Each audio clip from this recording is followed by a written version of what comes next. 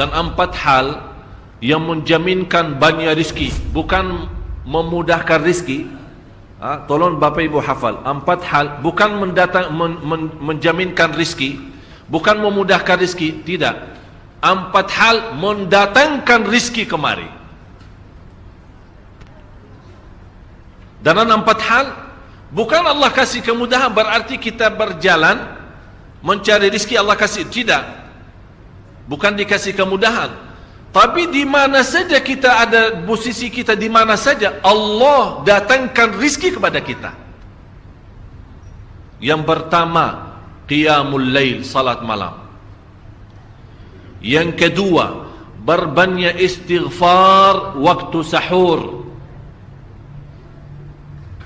Kalau anda tidak salat malam, jangan tinggalkan istighfar waktu sahur. Waktu sahur kapan? Kira-kira 30 menit sebelum azan. Disitulah Allah sendiri memuji, Allah bangga dan senang terhadap orang yang sahur. Sampai ulama berkata, tidak ada ibadah yang terbaik di waktu sahur selain istighfar. Jadi boleh baca Quran, boleh salat malam, boleh zikir, boleh apapun, tapi yang terbaik istighfar. Fokus hanya istighfar. Astaghfirullah wa atubu ilaih, termasuk istighfar Allahumma anta rabbi la ilaha illa ant, yang Bapak Ibu tahu sayyidul istighfar, yang terutama, yang paling luar biasa. Allahumma anta rabbi la ilaha illa anta khalaqtani wa ana abduka wa ana ala ahdika wa wa'dika mastata'at a'udzu bika min syarri ma sana'at abu'u laka bi ni'matika alayya wa abu'u bi dhanbi faghfirli fa innahu la yaghfiru adh-dhunuba. Ya Allah, kalau kita fahami doa ini luar biasa. Oleh karena itu kata Rasulullah, barang siapa yang membaca sayyidul istighfar, kemudian di malam hari dengan keyakinan dia meninggal habis baca istighfar, masuk surga. Masuk surga. Berarti ini salah satu doa yang menjaminkan dengan mudah masuk surga. Jadi 4 hal yang mendatangkan rizki, bukan kita mencarinya, dia yang datang kemari. Apalagi saat mencari lebih mudah. Qiyamul lail, salat malam. Tapi dalam bahasa, mohon maaf Bapak Ibu, dalam bahasa Arab disebut qiyamul lail, bukan salat. Tapi kalau diterjemahkan dalam bahasa kita salat. Tapi kenapa di situ qiyamul lail diberikan qiyamul lail, qiyam artinya berdiri, berarti lama. Saking lama berdiri dikaitkan jadi qiyamul lail. Qumil laila ya ayyuhal muzammil. Apa terus? Qumil lail, berdirilah saat malam. Berdirilah, bukan salatlah malam, tidak, berdirilah malam hari. Itu dahsyatnya di situ berdiri. Qiyamul lail. Yang kedua, berbanyak istighfar. Yang ketiga, berbanyak sedekah. Sebenarnya bukan istilah berbanyak sedekah. Kadang-kadang orang bersedekah 100 juta, udah saya sudah bersedekah 100 juta. Bukan itu. Bukan yang dimaksud berbanyak sedekah itu dari sisi uang itu banyak atau sedikit, bukan. Yang dimaksud rahasia sedekah, ta'ahudus sedekah, istiqamah bersedekah. Istiqamah itu tidak menjadi masalah besar maupun kecil, itu tidak menjadi masalah. Karena bagi Allah tidak ada artinya besar maupun kecil, kita tidak memberikan kepada Allah, karena Allah Maha Kaya. Tapi rahasia sedekah itu kita terus menerus sedekah, siang, pagi, malam, siang, pagi, malam, pagi, besok, terus minggu depan, tidak pernah berhenti. Setiap ada kesempatan selalu kita membawa sedekah. Itu namanya ta'ahudus sedekah.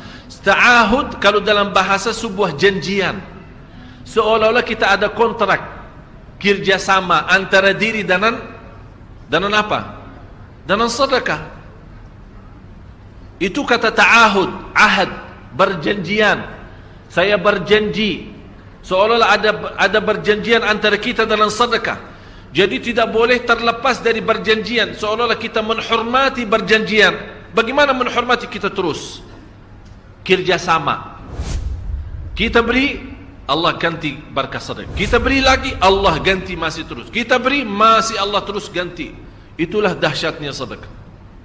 Jadi Bapak Ibu, jangan nunggu hari tertentu, bulan tertentu, malam tertentu kita bersedekah. Jangan.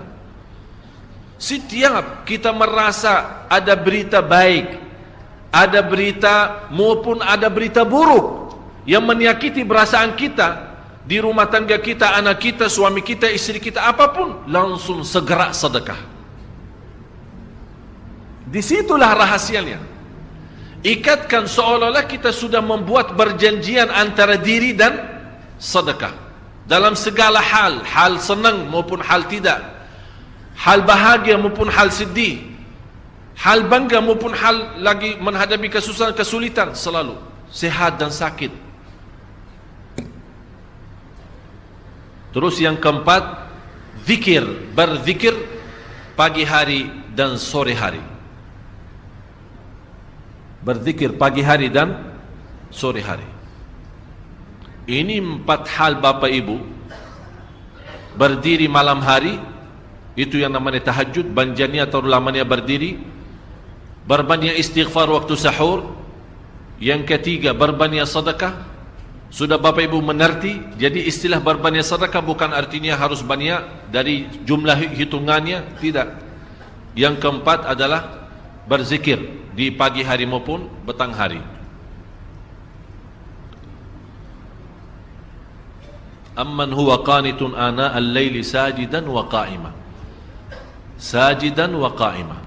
Jadi Bapak Ibu, saat kita berdiri lama, walaupun baca satu ayat, diulangi berkali-kali, walaupun baca surah pendek, tapi diulangi berkali-kali, tidak menjadi masalah. Bapak Ibu hanya hafal qulhu. Qulhu dibaca 3 kali, pahalanya seperti baca Al-Quran 30 juz.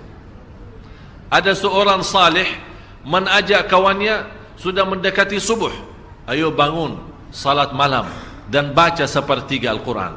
Langsung orang itu menjawab, bagaimana saya baca, sebentar lagi mau azan. Bacalah qul huwallahu ahad. Salat malam dan qul huwallahu ahad. Jadi Bapak Ibu, yang saya harap, jangan susah fikir, ya Allah saya mau baca apaan. Tidak usah susah fikir. Baca dan nikmati, yang penting nikmati bacaan. Walaupun qul huwallahu ahad setiap hari. Kalau kita pusing baca, Allah tidak akan pusing mendengar. Malah Allah paling senang mendengar bisikan bacaan dan bisikan doa kita malam hari. Allah paling senang mendengar bisikan doa munajat kita malam hari. Itu luar biasa.